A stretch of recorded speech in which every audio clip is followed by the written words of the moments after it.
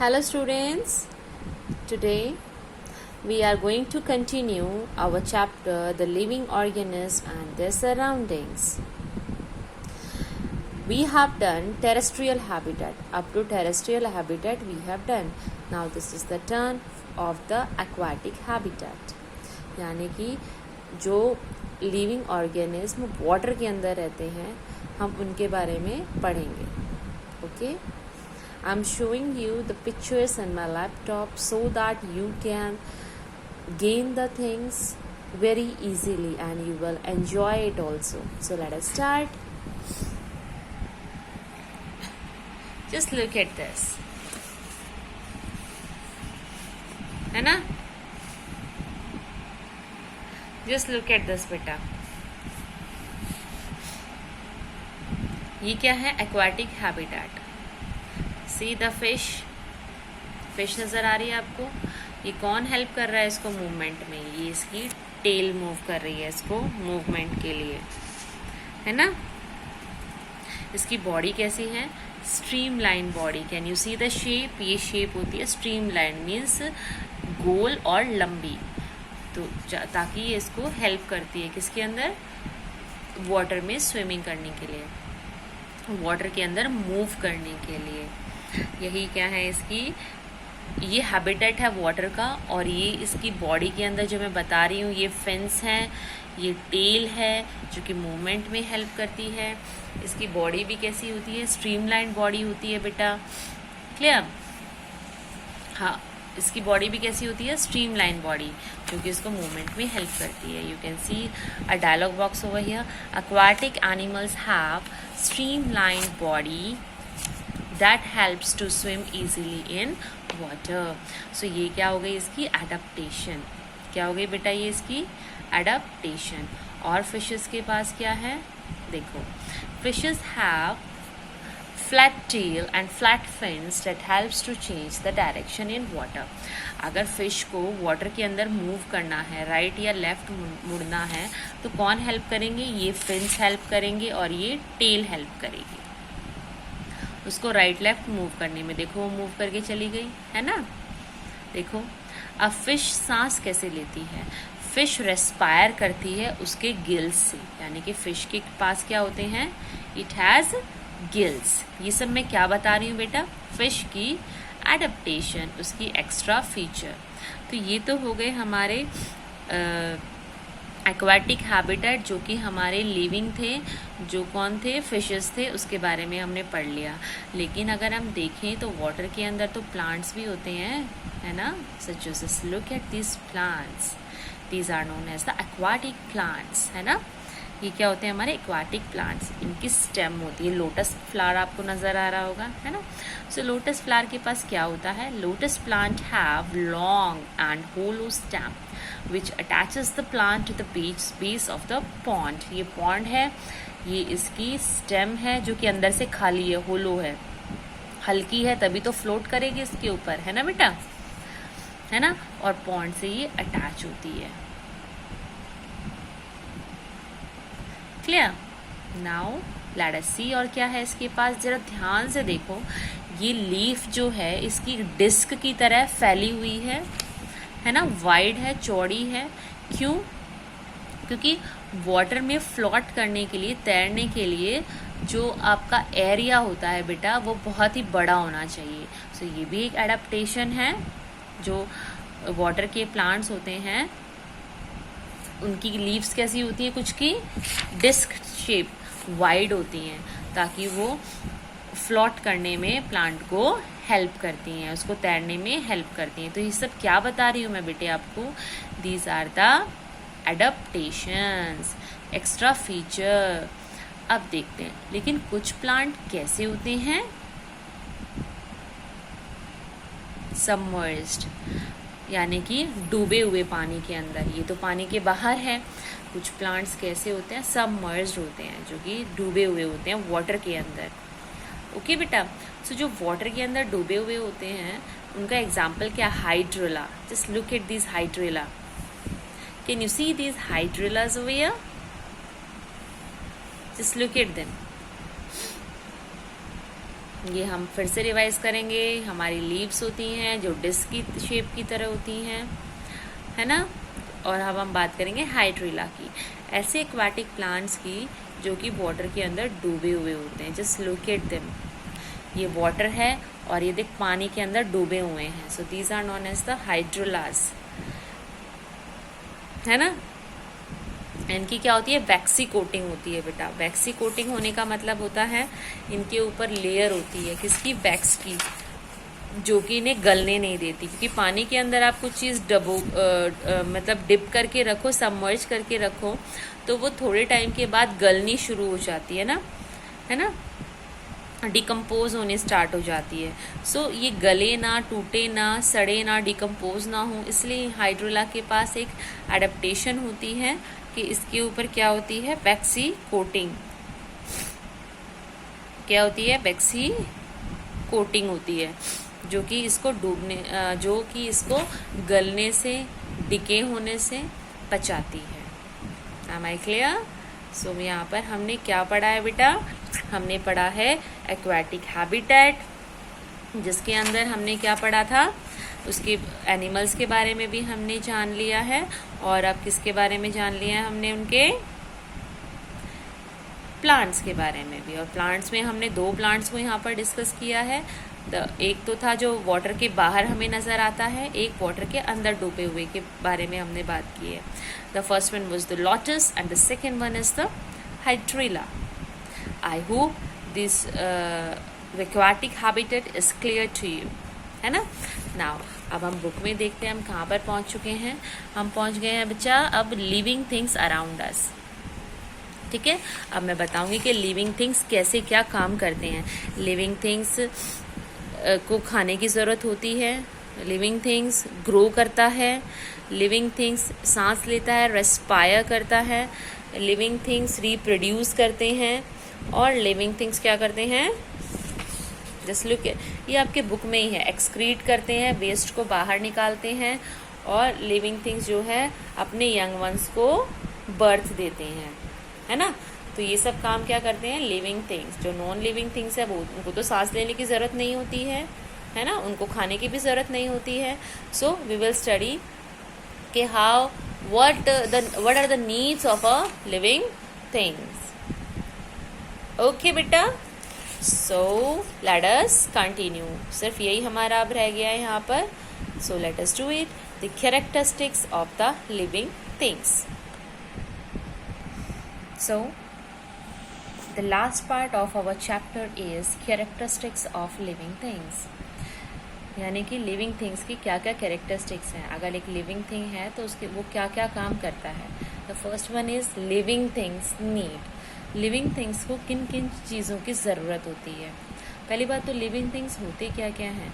Living things में हमारे पास आते हैं birds, human beings, animals, wild animals और प्लांट्स, राइट। उनको किन किन चीज़ों की ज़रूरत होती है, फूड। अब जितने भी ये लिविंग थिंग्स मैंने आपको यहाँ पर बताए थे कि ये animals, birds, domestic animal, wild animal, plants, इन सभी को किसकी ज़रूरत होती है, फूड की। कैन यू सी हियर, ये ह्यूमन बीइंग है, इसको भी फूड की ज़रूरत है। ये रैबिट है, इसको भी फूड की ज़रूरत है।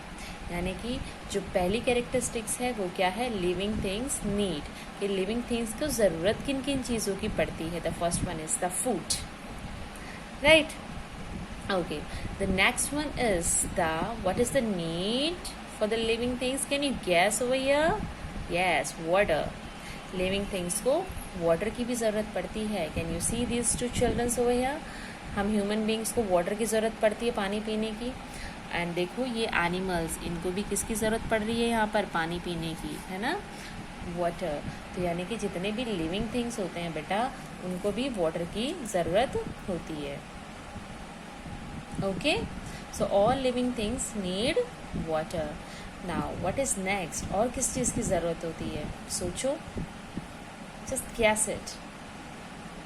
हमें फूड की ज़रूरत है, हमें वाटर की ज़रूरत है, और हमें किस चीज़ की ज़रूरत है, एयर। हमें ब्रीथ, सांस लेने की ज़रूरत है। वी नीड टू ब्रीथ, जितने भी लिविंग ऑर्गेनिज्म हैं हमारे पास, उन सभी को किसकी ज़रूरत है बेटा? ब्रीथ करने की ज़रूरत है। सो ये हमारी बेसिक नीड्स हैं।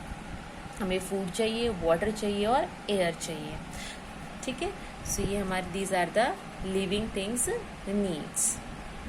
The first one was the food, water and air.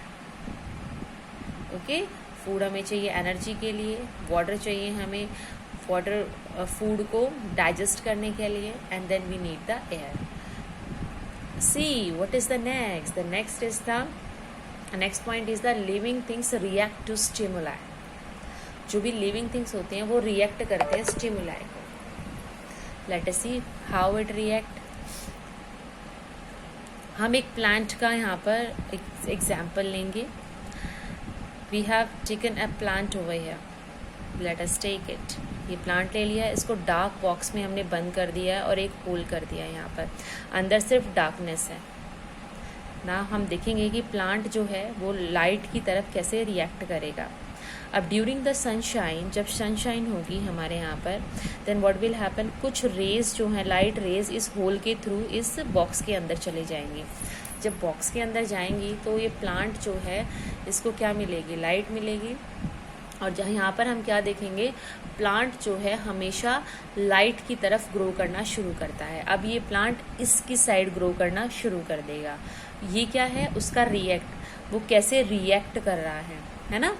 सो यहाँ से हमने क्या देखा कि एक हमने डार्क बॉक्स लिया है, उसके अंदर हमने एक प्लांट को रख दिया है, and we done a hole over here, जिससे कि जब डे होगा, जब सनशाइन होगी तो जो है कुछ लाइट्स जो हैं एक बॉक्स के अंदर एंटर कर जाएंगी, और हम क्या देखेंगे, एक प्लांट जो है उसकी तरफ रिएक्ट कर रहा है ना। अब हम स्टिमुले के बारे में पढ़ेंगे। Just look at these leaves. Leaves की तरफ देखो, जैसे टच हुई ये बंद हो गई, दिख रहा है आपको? ये है स्टिमुलाई। ये है क्लोज लीव्स टू टच, यानी कि प्लांट्स क्या कर रहे हैं? रिएक्ट कर रहे हैं। देखो स्टिमुलाई है ना, जैसे जैसे टच कर रहे हैं ये प्लांट्स बंद होते हैं अपने आप ही, है ना। देखो, है ना। तो यानी कि प्लांट क्या कर रहे हैं? रिएक्ट कर रहे हैं, है ना। ये जितने जो लिविंग थिंग्स होते हैं उनमें से कुछ प्लांट्स क्या करते हैं? ऐसे स्टिमुलाई की तरह रिएक्ट करते हैं। Can you see this? This is so interesting, right? है ना। और ऐसे लाइव देखते हुए हमें और भी अच्छा लग रहा है ना। चलो, लिविंग थिंग्स, हम हमारा थर्ड पॉइंट है, living things can move. Living things move करते हैं, मूवमेंट शो करते हैं। देखो, रनिंग, चाहे वो रन करें या वो फ्लाई करें। देखो फ्लाइंग, ये क्या है? मूवमेंट, है ना। देखा आपने movement?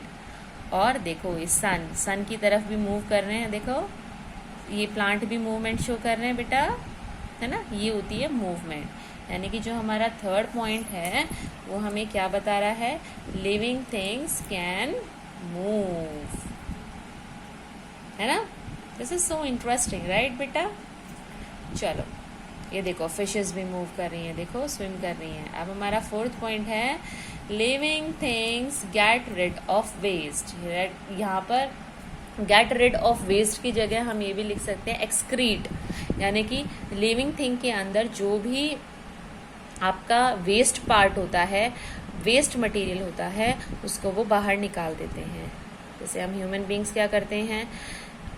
We go to toilet, है ना, for releasing the waste. Animals भी ऐसा ही करते हैं। एनिमल्स भी क्या करते हैं? वेस्ट को रिलीज कर देते हैं, right. Animals also releasing the waste. Similarly plants भी क्या करते हैं? वेस्ट को रिलीज करते हैं ट्रांसपीरेशन प्रोसेस से, यानी कि जो भी एक्स्ट्रा वाटर होता है during the day, they release the water into the air. This fourth point is known as the living thing get rid of waste. Now, what is the next point? Yes, living things breed and grow. इसको हम बोल सकते हैं reproduction. आपकी book में जो topic दे रखा है वो ब्रीड एंड ग्रो की बजाय क्या है? Reproduction. So you can see over here reproduction, see this babies, है ना, ये जो रैबिट है, हैन है, ये क्या कर रहे हैं, दे आर रिप्रोड्यूसिंग, है ना, उनके babies, you can see they are young ones, right. ये क्या करते हैं, यानी कि लिविंग थिंग्स क्या करते हैं, रिप्रोड्यूस, लिविंग थिंग्स रिप्रोड्यूस, और वी कैन से ब्रीडिंग। और अब हमारा जो नेक्स्ट है ग्रो, लिविंग थिंग्स क्या करते हैं, ग्रो भी करते हैं। Just look at this human being, पहले ये स्मॉल था, स्मॉल बेबी दूध पीता था, now it's starting growing up. तो ये लिविंग बीइंग्स क्या करते हैं, I mean the living things क्या करते हैं, ग्रो भी करते हैं। देखो ग्रो कर रहा है ना, ऐसे ही प्लांट्स भी ग्रो करते हैं बेटा। ये स्मॉल था, अब इसके ऊपर और लीफ आई, देखो यहाँ पे सीड ग्रो की और ये ग्रो करना स्टार्ट हो गया, है ना। तो लिविंग थिंग्स क्या करते हैं बेटा, दे ऑल्सो,